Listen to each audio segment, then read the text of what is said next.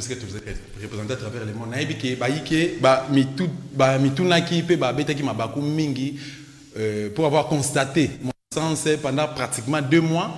Nagadaki silence na mona nagité ezaki suite à la réalité. Il y a Tumbo Tubundelambo qu'on a vu au Congo démocratique. Boyibike na est parti est insécurité zali yama na STT na Congo central na bande Kasai na mboka Batshiseke. Insécurité makasi, pauvreté za namboka na biso pe injustice ya makasi, amateurisme surtout na service na biso ya sécurité yango et fandisa kingai à un moment donné, mais cette fois-ci ba koko pe nzambe ya lola ba zananga ba telemisi ngai pona ko continuer combat oyo to kosalaka pona ko pesa bino la vraie information pour mboka na biso Congo démocratique et émission les valeurs RDC nezeli moko ba émission ko ponaka ba valeurs politiques ya République démocratique du Congo cible na biso za rappeler ces jeunesse incidentino on a besoin de prendre micro c'est parce que ça na mission il y a ko préparer la jeunesse montante mais na préparé et loko moko lelo na garantir bino que non mikolo ezoko ya to za na vision to pe ba makanisi mususu ya sika par rapport ya émission na bino oboko lingaka mingi sika ba étudiant ba professeur ba université ba résistant ba ndeko diaspora ba benga ngai partout ba tout na ngai raison ya silence na ngai ngai yo na si na zongeli ngwende na ngai Moussala bolanda réaction ya moko ya cadre ya Apareko na kombo ya Jacques ainsi quoi azali porte-parole ya Apareko message apesi à l'égard ya peuple congolais c'est parti. Batata ba mama bandeko bana ya Congo na eli susu lelo yo kosolana bino comme d'habitude d'ailleurs pambate mboko ya biso République démocratique du Congo eza kotambola na ndenge elongo bani te yango lelo na ye tosolola menako sende intervention nanga en 2 parties. Partie ya liboso eza partie oyo nako dénoncer ma monstre nazo mona kezo tambola malamu te pe biso banso yebi ke effectivement eza kotambola malamu te. Partie ya mibale par contre nako sala ba proposition parce que soko ni ko sala politique ko sala toujours na ba idée ya ko critiquer te ko sala faire ba proposition bien entendu ngana ko sala résistance en ce moment mais ça implique quand même de la politique donc je dis ça comme ça na ko sala na ko dénoncer tout ce que j'estime que dans tambola mala monter mais souka na yango na ko sala ba proposition alors la sengina bino bon avec beaucoup d'attention. Qu'est-ce que je dénonce na Congo et le boye? Et le quoi dit bosso la dénoncer na Congo insécurité. Moko ça ko vivre na insécurité moko oyo moto moko a souhaité kate pe moto moko ko souhaité te pe moto moko za ko imaginer te que Congo na biso et ko vivre situation na za ko vivre le loyo boye où on tue à gauche, on tue à droite, on enlève à gauche, on enlève à droite. Ma service est censé qu'on remette de l'ordre dans le secteur, ce qu'on remette ordre.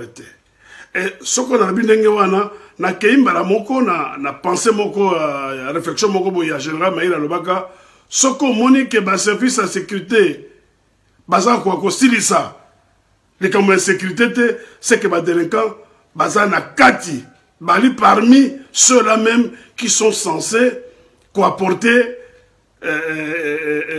remède les Cambouana. Donc, totala, toluka mosikate. Tu comprendre que l'insécurité ça peut persister parce que bateau bazali à la base de l'insécurité pour la plupart bazali parmi les hommes en uniforme. Et voilà les raisonnements, il y a Général Mayele et moi je lui donne entièrement raison. Tant que les gens comme balé ça Roger Mbokanabso Congo. Tribalisme. Je suis désolé de le dire, mais en ce moment, tout ça que mon appelle ça monter à tribalisme, et c'est là que mon cousin ça la passe. Parce que puis au Congo, ngana na bota na Congo, bato mingo basaka ba camarade nangai to kola bango to tanga na bango. Pour la plupart, n'a pas bikoro na bango te, ça m'intéressait pas. Tout ce qui m'intéressait c'était leur nom, kombo na yo nani, c'est tout. Mais les loyoboye, nous vivons tout à fait autre chose. Et Montoyo azako pesa impulsion pour que l'oko a bien justement tribalisme et que Naliboso, c'est le numéro 1 même, entre guillemets, Yamboka, le chef de l'État. Tout ça comme on a yango, na ba nomination na ye. Ce qu'on a nommé 4 personnes, 3 au moins, basa batu ya province na ye.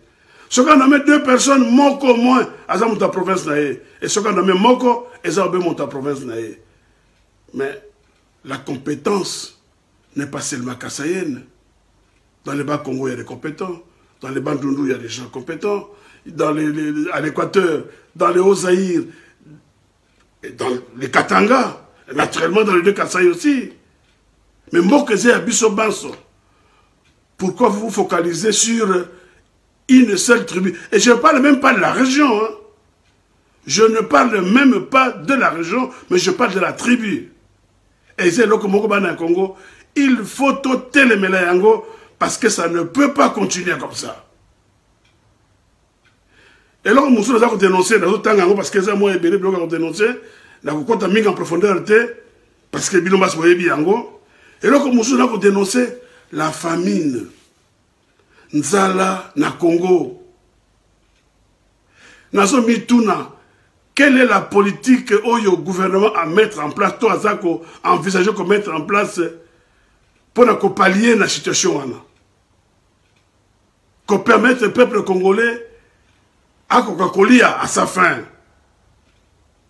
Qu'on permette l'évacuation, il y a des denrées alimentaires dans les centres de production vers les grands centres de consommation. Quelle est la politique du gouvernement par rapport à cela? Apparemment, le gouvernement n'y pense même pas. Et sincèrement, nous, on reçoit des informations, on reçoit des coups de fil. Eh bien, Congo, et le Congo Nzala, et comme le Congo Moussous Nakatia Congo. Et c'est tout simplement regrettable. Économie en Mboka, et allés par terre. Souvenez-vous, mes chers amis, mes chers frères, Bana Congo, il y a quelques années en arrière, Nakatia Congo, tu as riches. Des riches, je dis bien. Ce qu'on dit, la province locale, la Congo, tu as des Kisombe qui a ici, tu as des Lungwana, tu as des, je sais pas, Bazaka est belé. Makaya Lesi, Bazalaka, Congo Mwanda, commerçant Baraka est belé, et activité commerciale Zaka qui fonctionne. Le lieu où tu as commerçant basa suswap sorto keina ba kasai tuzaka na ba kansebu toka na ba fonchi tolaka na ba tuambongo ebele lelo na Congo ba la kasute lelo na Congo ba riche na biso ba kasute or soko ba riche ba ça détruit automatiquement les pauvres sont détruits parce que ce sont les riches qui donnent du travail qui font vivre la classe moyenne ou les pauvres je veux dire. Bon, le loyo boye, soko ba riche, ba détruire bango. Et bongo la classe moyenne. Bongo bato baza na se ya moyenne ou ba pauvre. Bako bika nini, bako remonter pente nini. Et quelle est la politique oyo gouvernement na biso mettre en place pour la kokoka ko suppléer défaillance ou carence wana. Je ne suis pas au courant d'une démarche où le gouvernement a mené dans ce sens-là. Tu as évoqué Eloko Mosusu, na Congo. Intolérance. Manque de respect mutuel. Tout ce monde a Mikoloyo. Bah, image, c'est pas la première fois. Toutes les semaines, d'ailleurs, tout le monde a Congo. Mais cette fois-ci, tout le monde, des hauts officiers armés. Un major et un capitaine, ça s'échanger un coup de poing en public. Nonobstant le fait que subalterne na bango s'interposer pour empêcher bango basala yango et là comme mon côté. Mais oyo armée en nini na une discipline à boye. Je ne dis pas que na bambule eleki makababoye ko sale maté mais toyebi yango te. Parce que armée à Kariaraka un subalterne qui rencontre son supérieur et le bosso a coupé ça et salut. Le salut tout le monde a kayangote. Les militaires se croisent comme si rien n'était. Alors l'armée, il y a des services où le respect, la reconnaissance de la hiérarchie, et Zana, Motuya Makasi.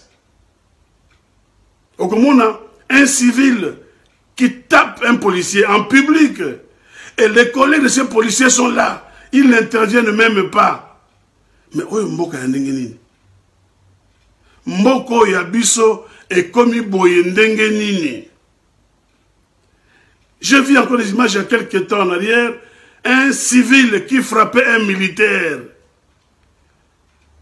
Parce qu'il prétendait que le militaire wana a joué l'okonaye. Et le militaire qui disait non, na lokoti ko lokota. Et civil a ko betaye. Mais c'est pas possible. Ça ne se fait que dans Mboka na biso na RDC.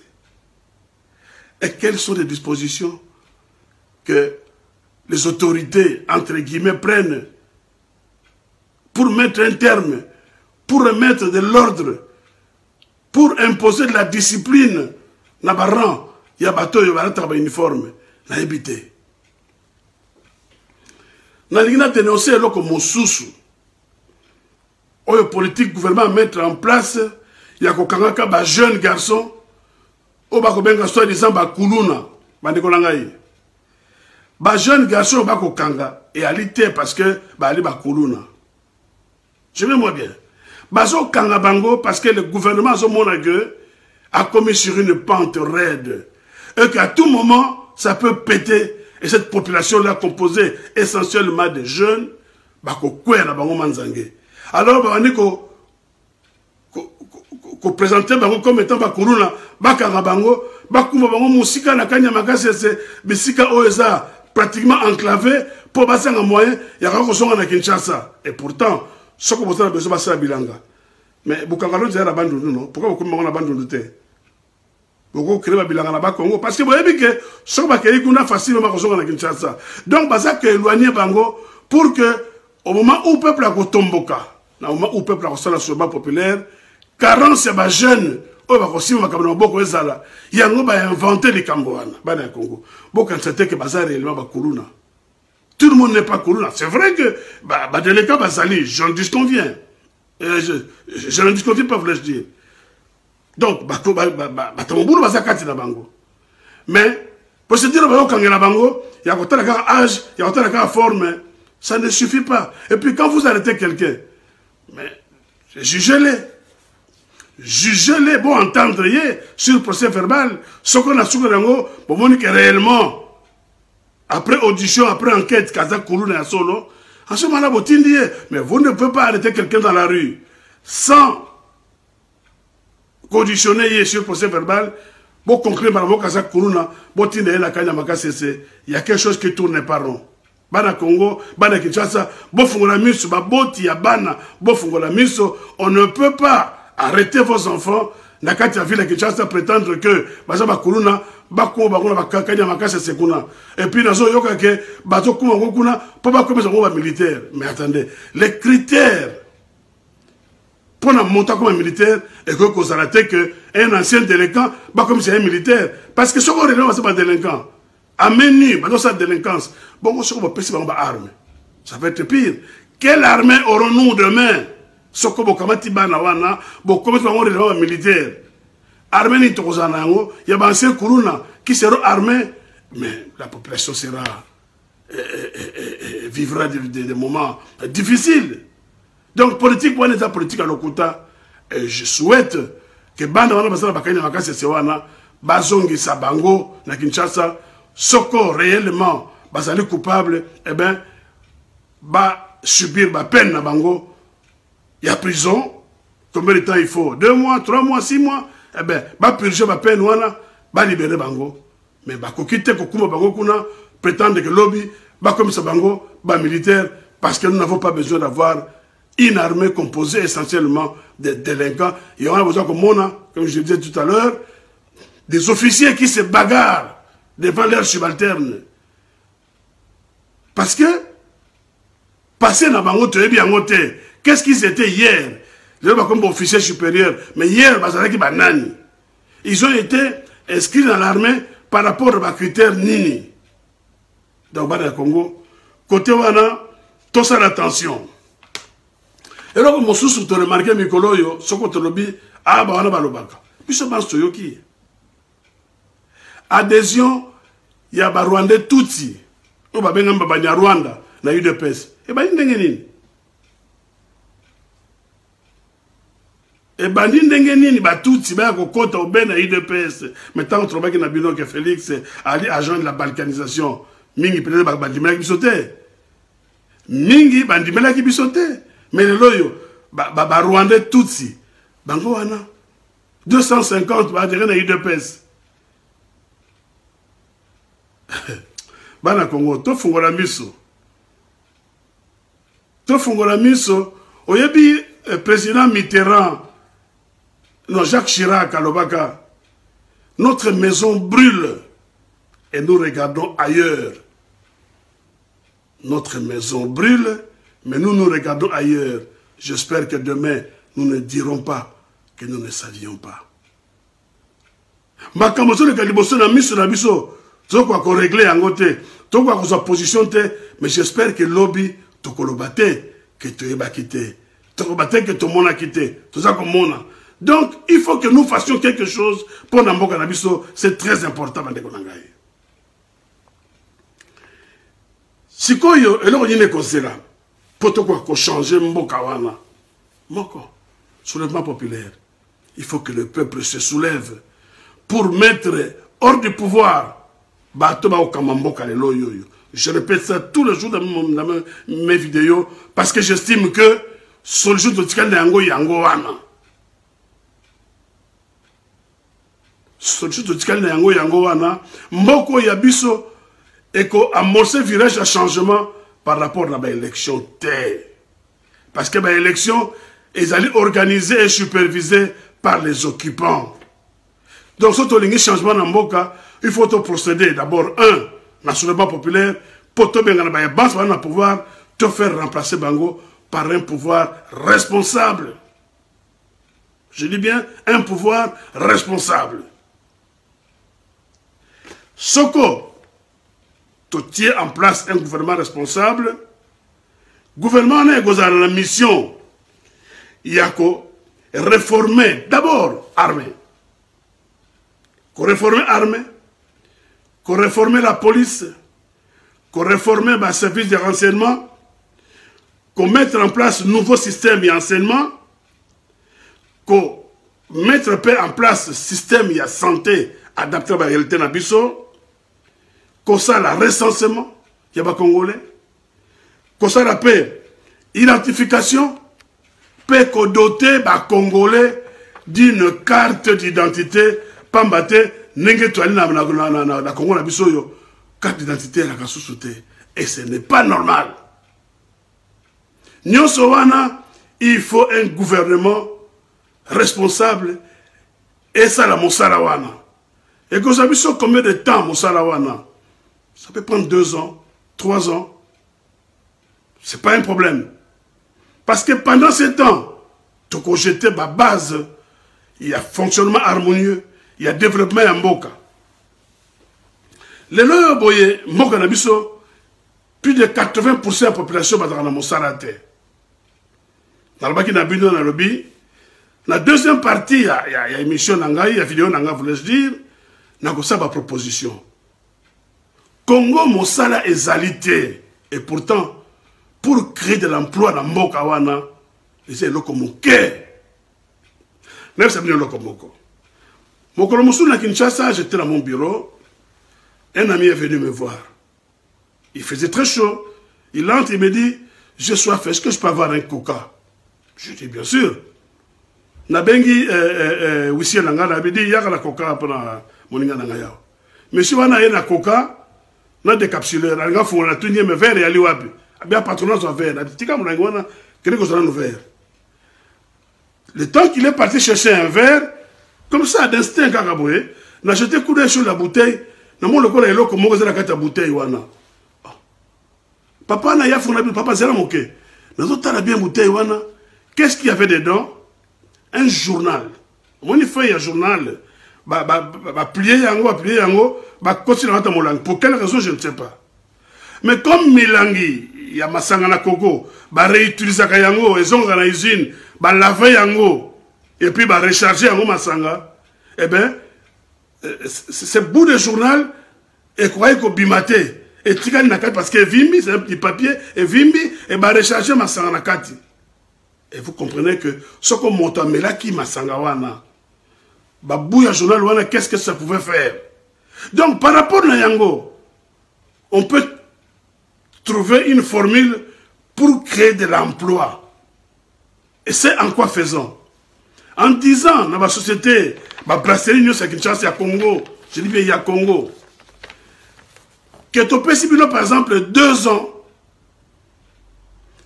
à partir, par exemple, il y a 2023, nous sommes au mois d'août, à partir, il y a août 2023, aucune bouteille, il y a Masanga, il y a Primus, Soko Skol, Nkoi, Soko Regla, Soko Tembo, Simba, Coca, Fanta, Gino, tout ce que vous savez, Vitalé, consort, ne peut être réutilisé.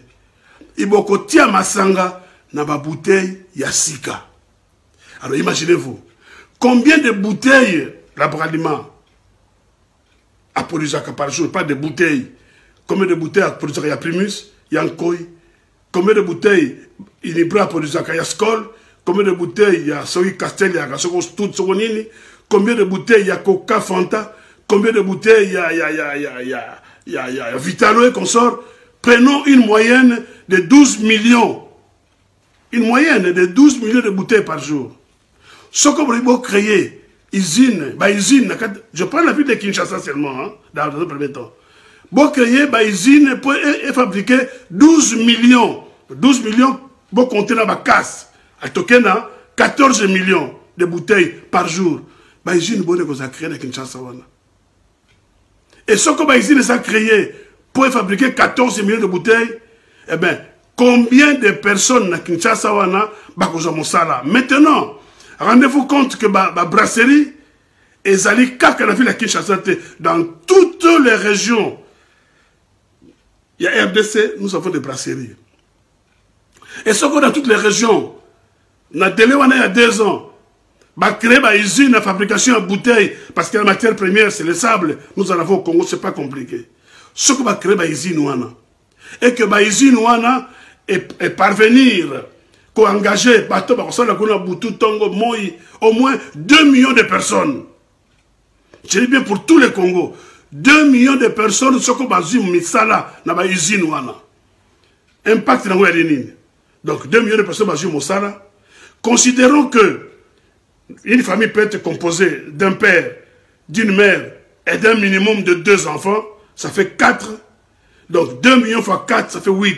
Ça fait 8 millions de personnes qui vont vivre par rapport à la fonction de l'usine. 8 millions de personnes vivent dans la garantie. Est-ce qu'ils ont mabé? Toi, ils ont malamu. Mais est-ce que bateau au Kamamboka? Est-ce qu'ils y pensent? Est-ce que Bakanisaka Yango? À mon avis, Bakanisaka Yango. Donc, Tokoki, par rapport, je l'ai dit tout à l'heure là, Yakolobake, ma bouteille est Zalaka, réutiliser les sous-soutés. Lorsqu'on vend la boisson, on vend contenu et contenant. Il y aura d'autres entreprises qui se chargeront, il y a récupérer la bouteille vide pour confier yango dans l'entreprise et broyer yango et refaire milangi mususu. Dans l'activité que se crée dans le Congo. Moi je me souviens, j'allais aux États-Unis, il y avait un supermarché au coin, il y avait une autre à New York. Le monsieur auprès de qui j'habitais me disait, ah Jacques, ce qu'on me dit Masanga, récupère toutes tes bouteilles. Sauf que si 10 bouteilles vides, que nous avons une boutique dans le coin, on peut si 10 bouteilles vides, on peut si on a Masanga.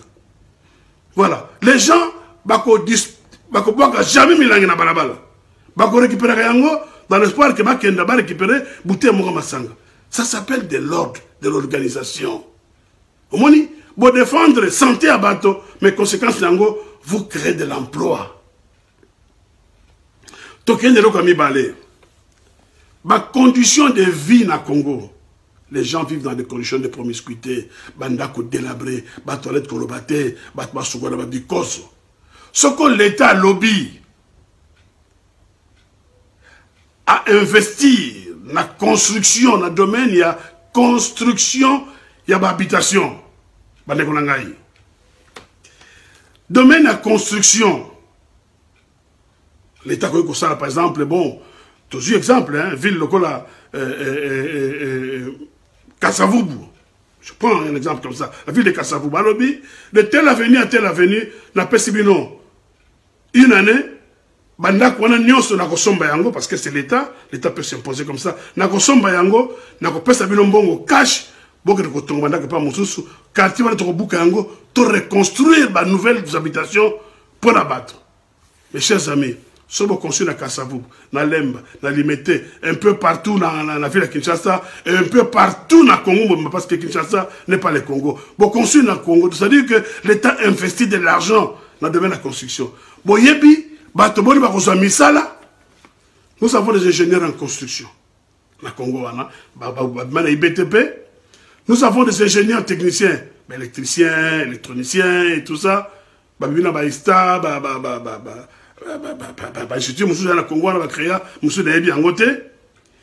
avons des architectes, et la classe moyenne manœuvre. Électricien, ingénieur, c'est-à-dire pour la câblage et tout ça. Maçon, soudeur, plombier, peintre, charpentier, designer, décoration intérieure. Tous ces gens-là, par rapport à domaine de la construction. Parce qu'imaginez-vous, pour construire, je prends un exemple comme ça, allez, 10 000 habitations. Mais 10 000 habitations. Bon, cet exemple, il y a construit Ndako Moko, de Kinshasa. Pour pas ton Ndako Moko, il maçon boni. Quand vous prenez ton Ndako Moko, il y a 6 maçons. Ndako Moko, 6 maçons. Baza, 2 électriciens, 2 peintres, 2 charpentiers. Donc, comme j'en ai plus de 15 personnes, pour ton Ndako Moko, mais imaginez-vous, pour battre 10 000 habitations. Bato boni bakozo musala. Et en plus, il y a des Mosala, mes chers amis. L'activité boni, que vous avez créée, dans la Mokawana. Bon, dans Malam. L'activité que vous avez créée, que vous avez ampleur, la cimenterie. N'a pas même ciment, nous serons obligés d'en importer. Donc, les commerçants, l'importation de ciment, comme belé. Les fournisseurs de sable pour la construction, comme belé. Les fournisseurs de moellons, les carrières de Salema, les carrières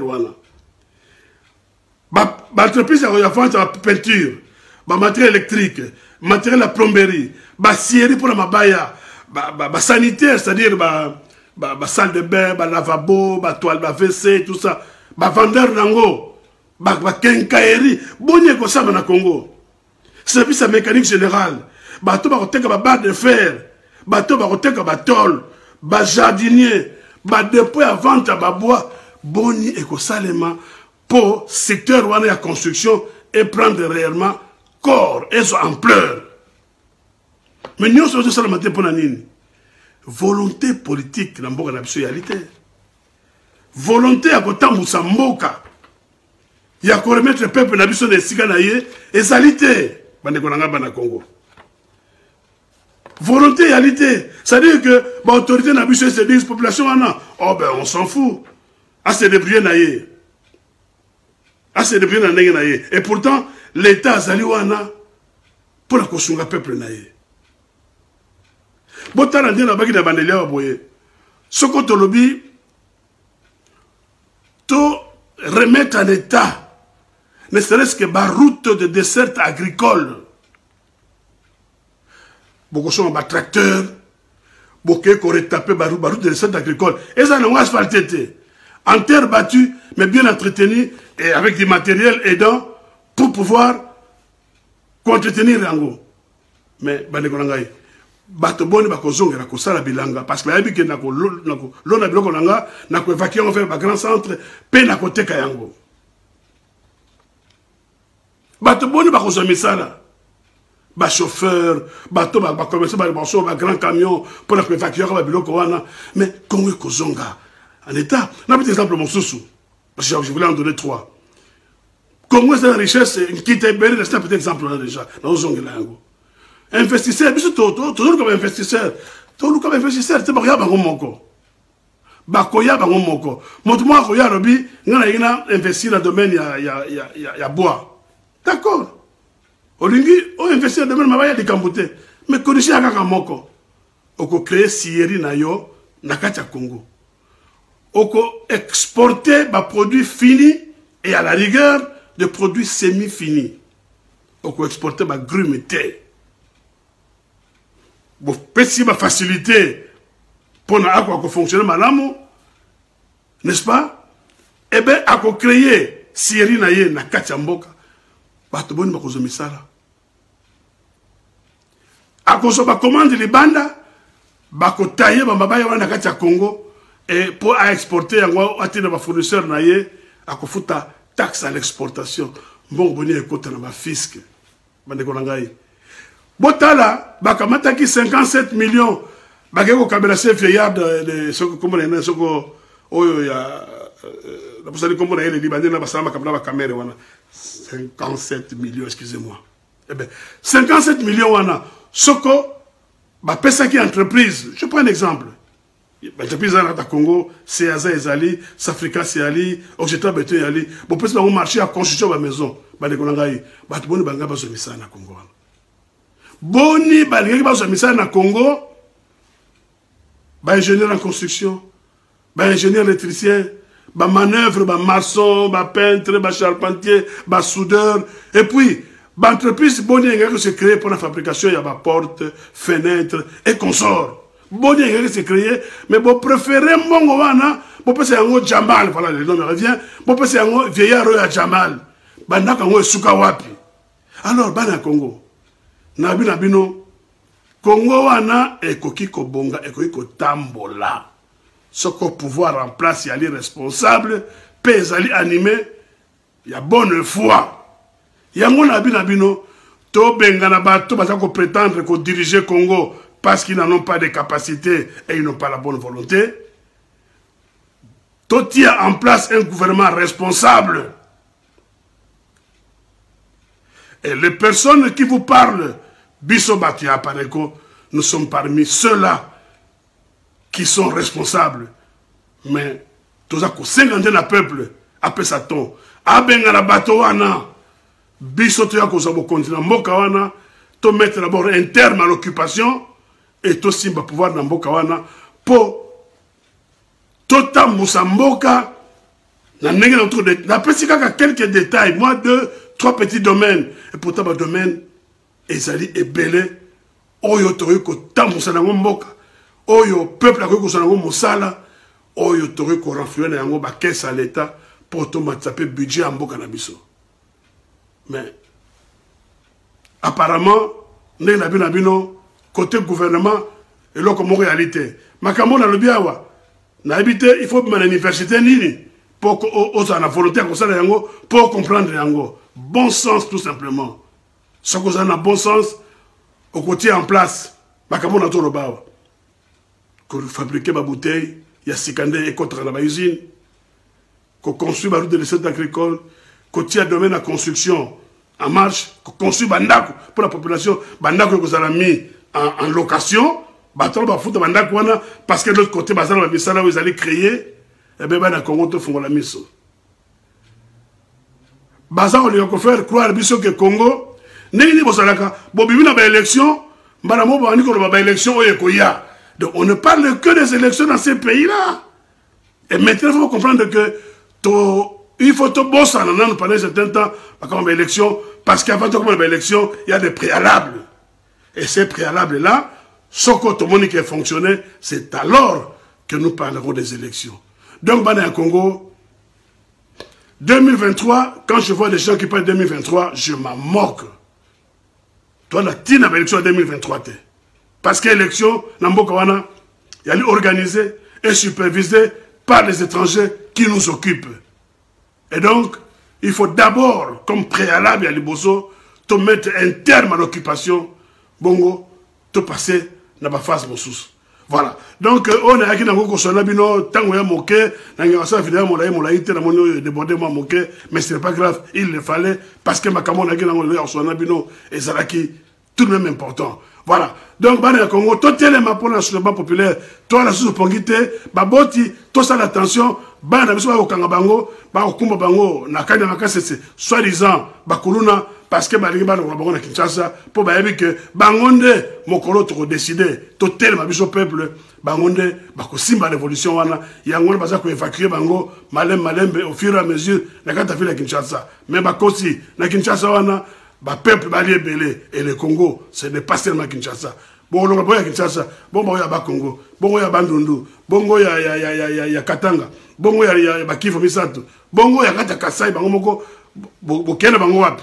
Donc, tout le monde est Congo, mais tout le monde est en Congo, que solution, autre langue, et Zali, il y a les bossos, soulèvement populaire, pour tout le monde, il y a des bansos, il faut prétendre qu'on dirige le Congo, alors que tu es bien, qu'on dirige, parce que Bango Moko est dirigé par les Rwandais, qui lui-même, le Rwanda, est dirigé par l'Occident. Voilà. Nasuki Wana, na Pesmino Matondo Mingi, peine à souhaiter bino rendez-vous pour la prochaine fois. Bâton de Mingi.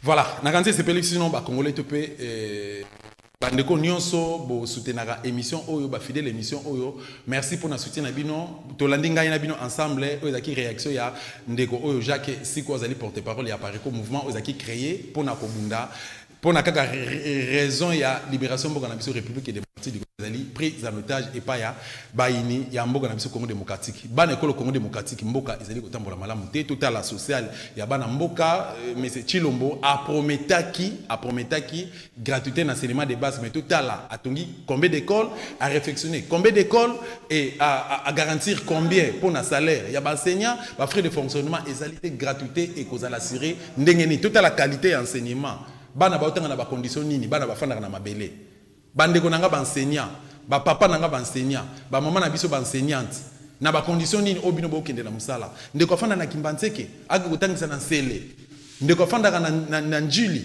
ake kotangisa na Monga Fula asala ka makolo ala mokaka 5h pour na 7h du matin est-ce que akozana betana est-ce que akozala makasi policier azana salaire nini azu formation nini pour que à sécuriser la population na biloko na ye ndeko moko azaki kuluna na quartier ndeko moko azaki cordonnier ba PC munduki ba PC teni alati asimi munduki sans formation professionnelle ndeko oyo ako exercer métier na malonga ndenge nini yango tozo constater ba bavir policier moko abetaki masasi abomi étudiant abomi ndeko na ye asali boye ba officier bazo ko bunda entre bango to moni na base militaire kuna na aéroport officier un capitaine na un major ba betani makofi et tala immaturité na manque de professionnalisme ya bandeko na biso officier mususu ba collègue na bango bazalaki wana oliba pekisa tumba ba bandi ko filmer pe bazo ko sambwisa FARDC boy et sika otozo komona il y a un chef d'état-major général il y a un ministre de la défense il y a un commandant suprême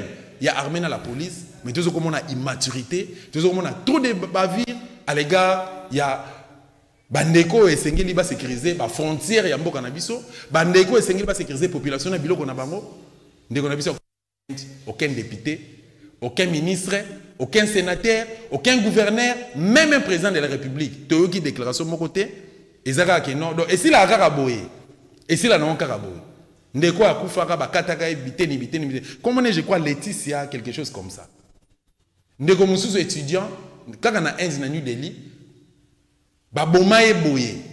Et puis il y a un professeur de l'université na Inde, ba lapidaye, lelo il y a un autre étudiant à Koufi Kaka. Gratuitement à Koufi. Bana Congo to fongola miso mboka ezali kotambola malamu te, pané de la ménagère n'en parlons pas. Ça comme Madesu, ça comme Fufu, ça comme Masango, ça comme Mbwengi, vers Nguba, Nyo se mati, prix à transport n'en parlons pas. Congo ezali kokende wapi. Bande konanga to conscience.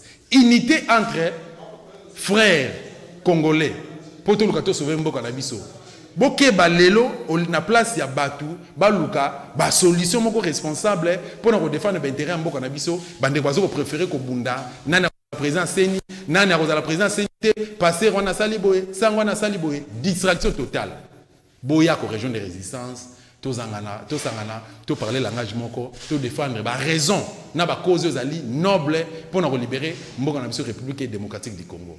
Nano ekomela yo te na famille na yo, omona ba viola ki bébé na yo, ba viola ki maman na yo, ba viola ki ndeko na mwasi, ba bomaki famille na yo, ba mamela ki bino, ba lever ndeko na yo, nano ekomela bino te. Rien ne marche dans notre pays.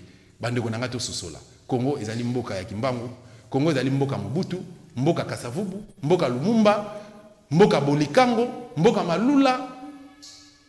Tous à la unis entre frères, na même vision, na même idéologie pour défendre la cause ya mboka na biso.